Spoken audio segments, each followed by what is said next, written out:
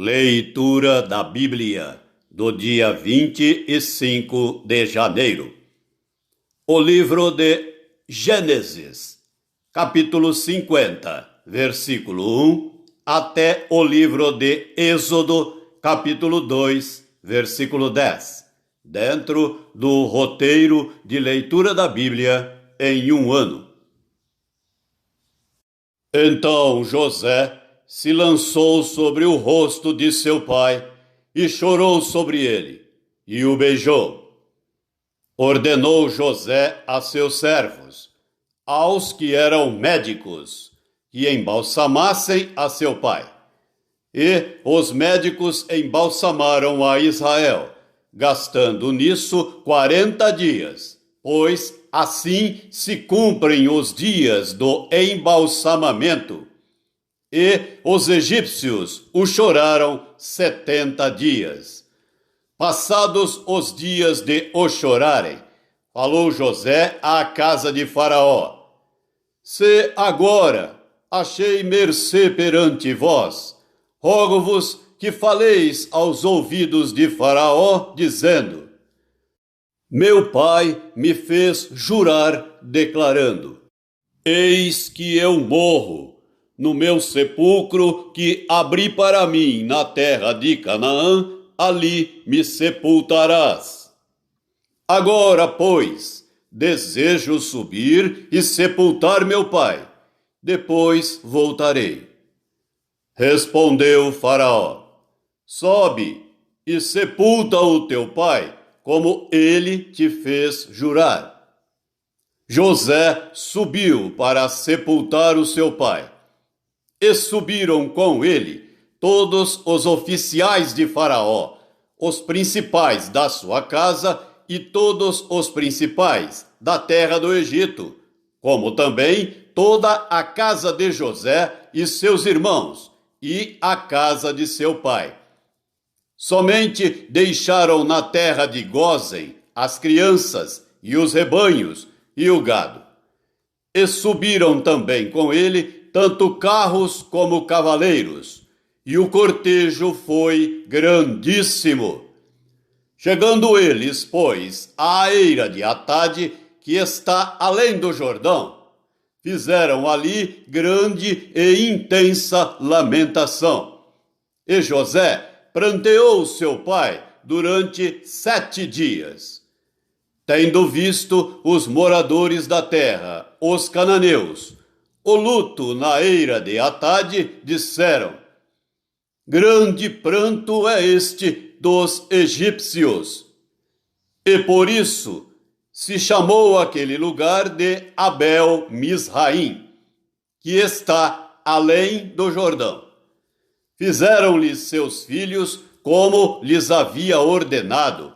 Levaram-no para a terra de Canaã e o sepultaram na caverna do campo de Maquipela, que Abraão comprara com o campo por posse de sepultura a Efrão, o heteu, fronteiro a Manre. Depois disso, voltou José para o Egito, ele, seus irmãos e todos os que com ele subiram a sepultar o seu pai.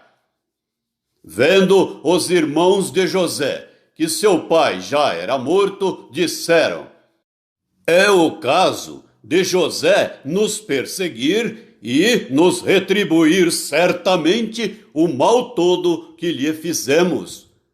Portanto, mandaram dizer a José: Teu pai ordenou antes da sua morte, dizendo: Assim direis a José: Perdoa, pois, a transgressão de teus irmãos e o seu pecado, porque te fizeram mal.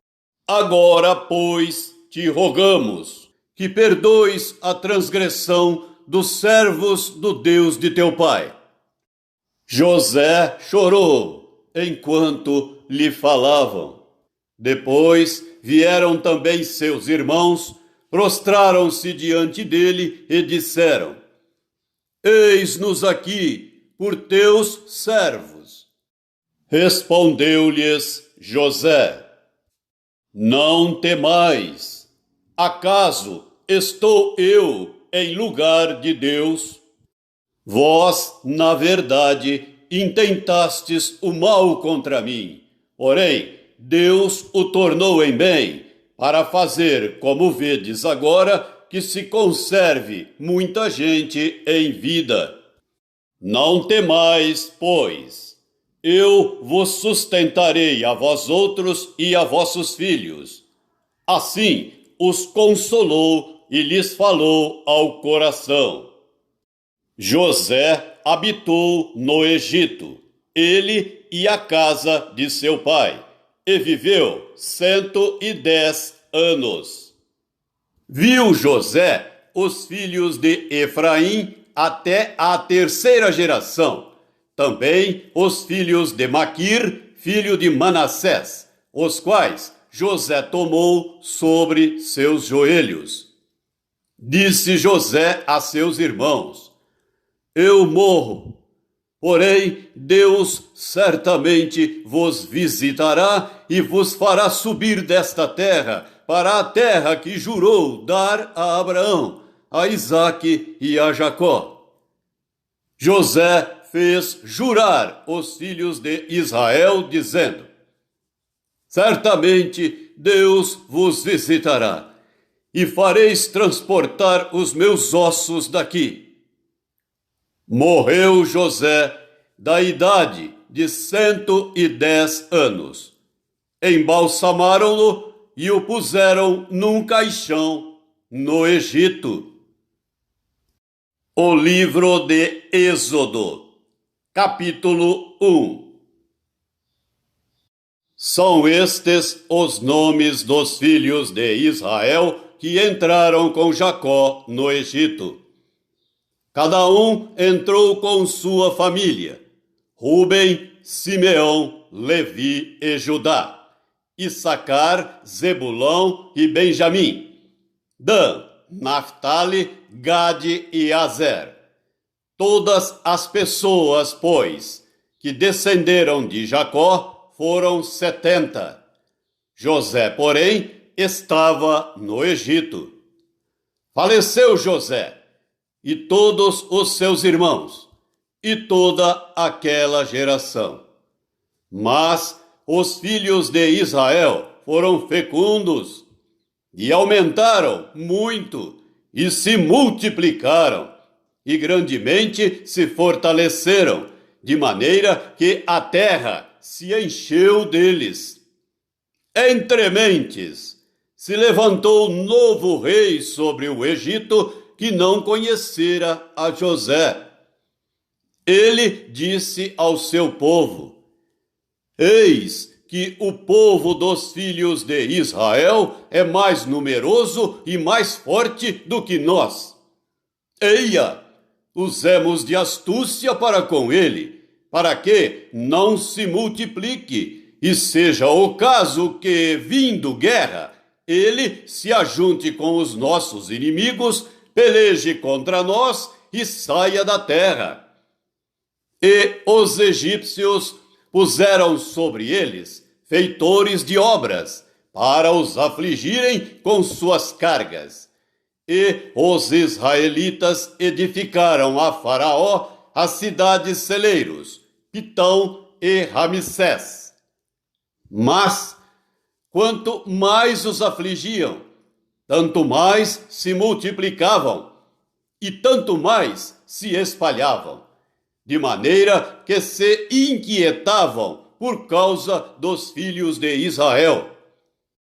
Então, os egípcios, com tirania, faziam servir os filhos de Israel, e lhes fizeram amargar a vida com dura servidão em barro e em tijolos, e com todo o trabalho no campo, com todo o serviço em que na tirania os serviam. O rei do Egito ordenou às parteiras hebreias, das quais uma se chamava Sifrá e outra Puá, dizendo: Quando servirdes de parteira às hebreias, examinai. Se for filho, matai-o, mas se for filha, que viva.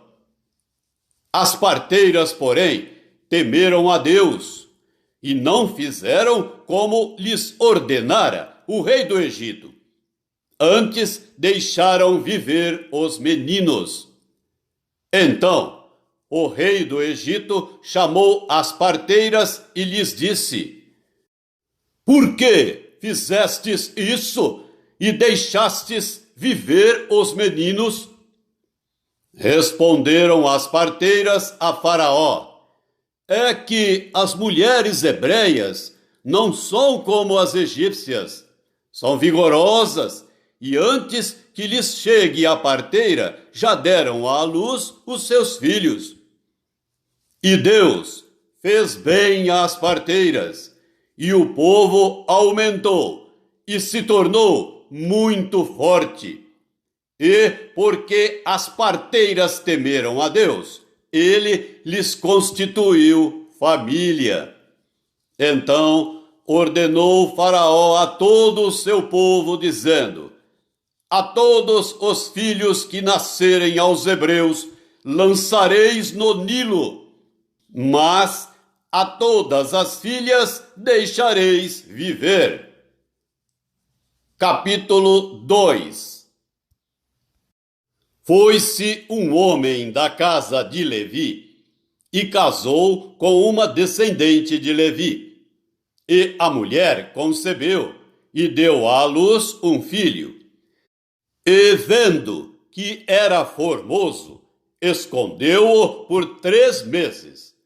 Não podendo, porém, escondê-lo por mais tempo, tomou um cesto de junco, calafetou-o com betume e piche, e pondo nele o menino, largou-o no carriçal à beira do rio. A irmã do menino ficou de longe para observar o que lhe haveria de suceder.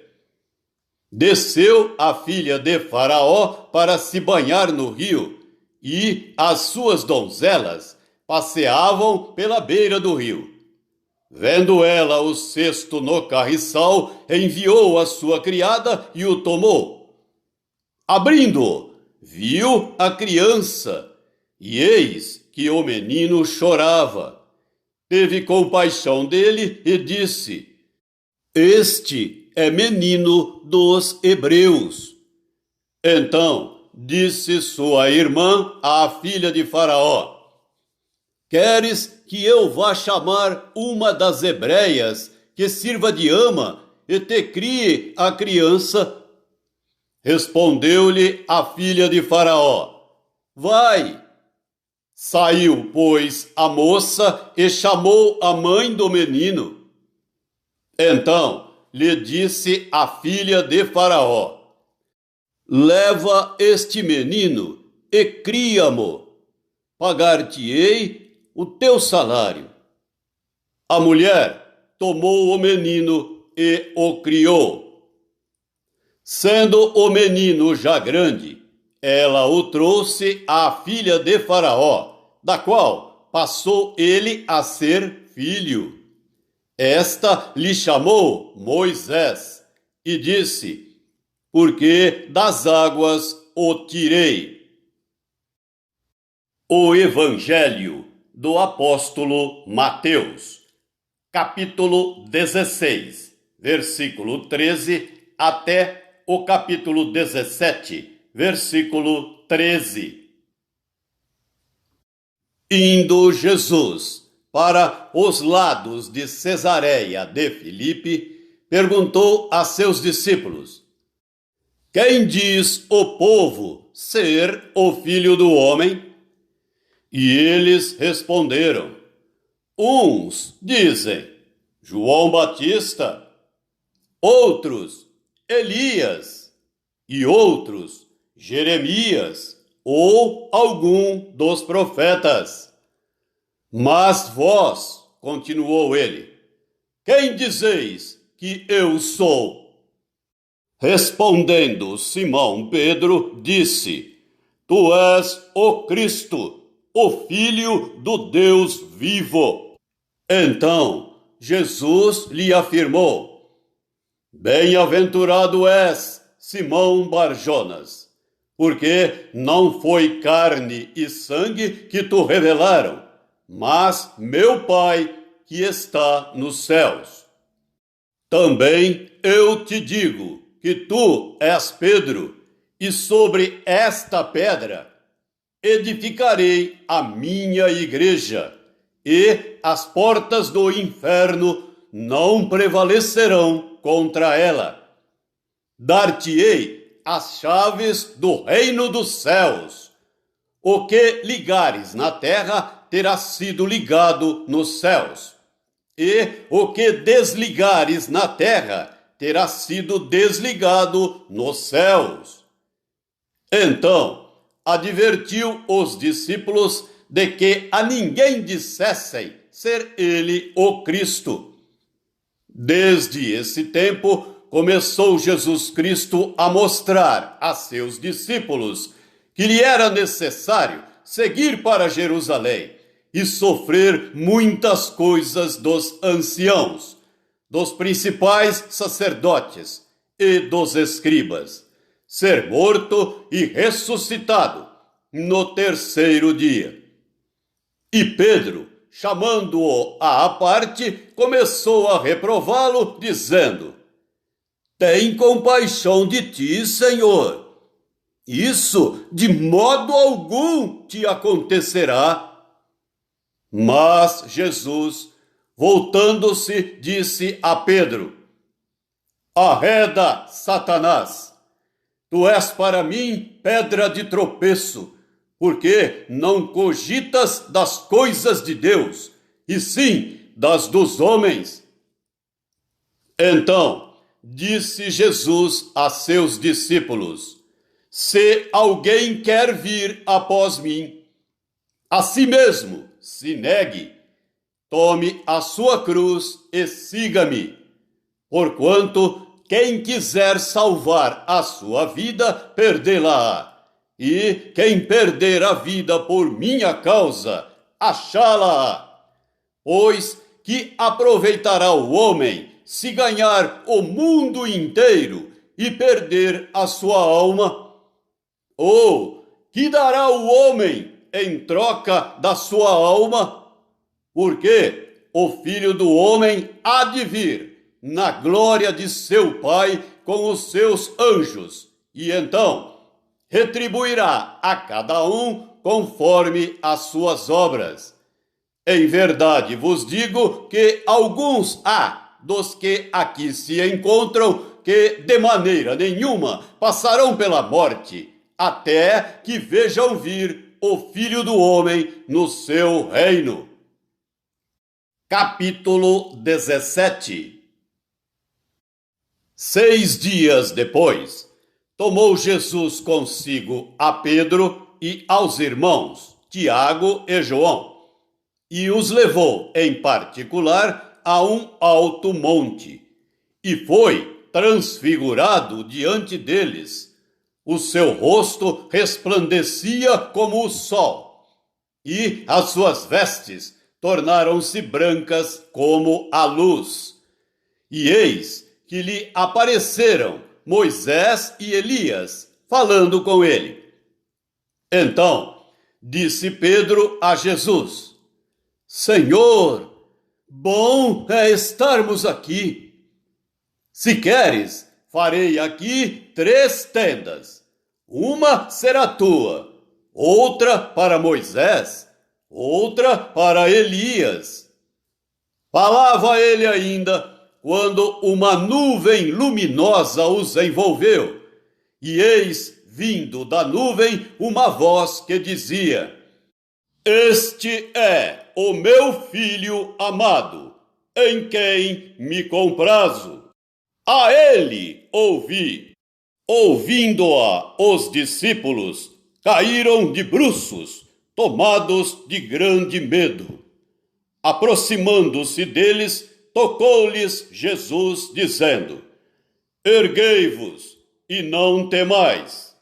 Então eles, levantando os olhos, a ninguém viram, senão Jesus.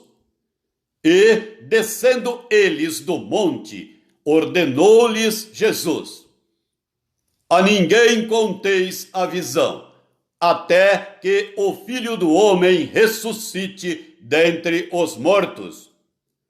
Mas os discípulos o interrogaram: por que dizem, pois, os escribas ser necessário que Elias venha primeiro? Então Jesus respondeu: de fato, Elias virá e restaurará todas as coisas. Eu, porém, vos declaro que Elias já veio e não o reconheceram. Antes fizeram com ele tudo quanto quiseram. Assim também o Filho do Homem há de padecer nas mãos deles. Então os discípulos entenderam que lhes falara a respeito de João Batista. Salmo 21. Na tua força, Senhor, o rei se alegra, e como exulta com a tua salvação. Satisfizeste-lhe o desejo do coração, e não lhe negaste as súplicas dos seus lábios, pois o supres das bênçãos de bondade. Pões-lhe na cabeça uma coroa de ouro puro. Ele te pediu vida, e tu lhe a deste. Sim, longevidade para todo o sempre. Grande lhe é a glória da tua salvação. De esplendor e majestade o sobrevestiste, pois o puseste por bênção para sempre, e o encheste de gozo com a tua presença. O rei confia no Senhor, e pela misericórdia do Altíssimo jamais vacilará. A tua mão alcançará todos os teus inimigos. A tua destra apanhará os que te odeiam. Tu os tornarás como em fornalha ardente quando te manifestares. O Senhor, na sua indignação, os consumirá. O fogo os devorará. Destruirás da terra a sua posteridade e a sua descendência de entre os filhos dos homens. Se contra ti intentarem o mal e urdirem intrigas, não conseguirão efetuá-los. Porquanto lhes farás voltar as costas e mirarás o rosto deles com o teu arco. Exalta-te, Senhor, na tua força. Nós cantaremos e louvaremos o teu poder. Provérbios 5, do versículo 1 até o versículo 6. Filho meu, atende à minha sabedoria, à minha inteligência. Inclina os ouvidos, para que conserves a discrição, e os teus lábios guardem o conhecimento. Porque os lábios da mulher adúltera destilam favos de mel, e as suas palavras são mais suaves do que o azeite, mas o fim dela é amargoso como o absinto, agudo como a espada de 2 gumes. Os seus pés descem à morte, os seus passos conduzem-na ao inferno. Ela não pondera a vereda da vida, anda errante nos seus caminhos e não o sabe.